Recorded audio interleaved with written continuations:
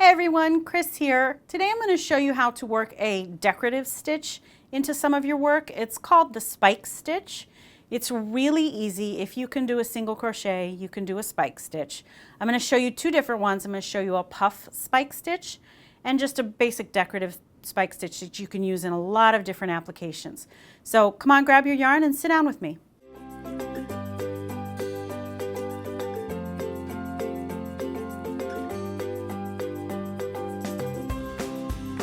So here is a sample that I have worked up showing the two different spike stitches that I'm going to demonstrate today. This is the puff spike stitch, and then this is just a decorative basic spike stitch. You can see I've done a couple different patterns with it, and you can see that it's really easy, and all you need to do is work your base rows, and when you're ready to do your puff stitch or your spike stitch, you usually change colors. So let me set this aside. I'll come back to this to show you a few things. And this is just a little sample that I've worked up. This is just a basic single crochet sample. And I'm at the end of the row and I'm going to change colors to my, and oh, I should note that this is the wrong side because you're going to work your spike stitch on the right side of your work. And I'm just going to change colors by grabbing both colors there and dropping my original color. And then I'm going to chain one and turn. Give that a little tug so both of those stay snug. And there's a couple different ways that you can do this. In my sample, I have done my sample so that you don't really see much of the alternate color between the spikes, and I did that with a basic slip stitch. If you want to see more of it, work a single crochet. So I'm going to do this showing a single crochet so you can actually see what I'm doing very easily. So let me set that back aside, and here we go. So I am just going to work a single crochet to the first place I want to work my spike stitch, and I'm going to show you how to do the puff spike stitch first. So there's 3 single crochets. This looks like a good spot to start one.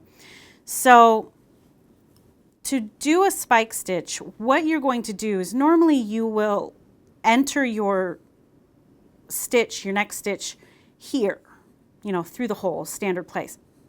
But to do the spike stitch, you actually have to go lower. You have to work into the rows below. So your pattern will tell you which rows to work into. If you're going to go really deep, it'll tell you work three rows below. But in the spike stitch, let me show you that here. So you'll go into 1 row below and just pull up a loop. And it's important that you give yourself some slack. Don't keep your tension super tight. Otherwise your puff will not look right. So keep it nice and loose. And then you're going to go, not yarn over or anything, go 2 rows below.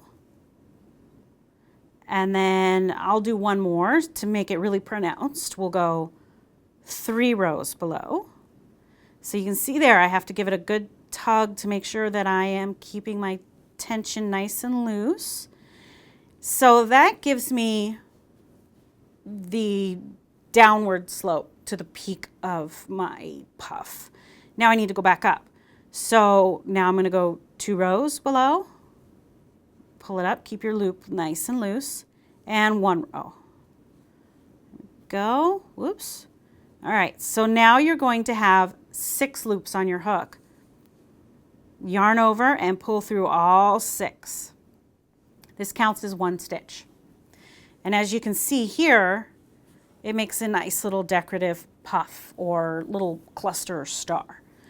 And then you will just single crochet in the next stitch, single crochet in the next stitch. Pattern will tell you how far to move over to do your stitch, your next cluster, and then you'll repeat. And I want to go ahead and in the same row show you the decorative spike that I'm working on here. So to do this one, each one of those spikes is its own stitch. So it's basically the same thing. I'll go one row below, but then I'll go ahead and yarn over and finish my single crochet.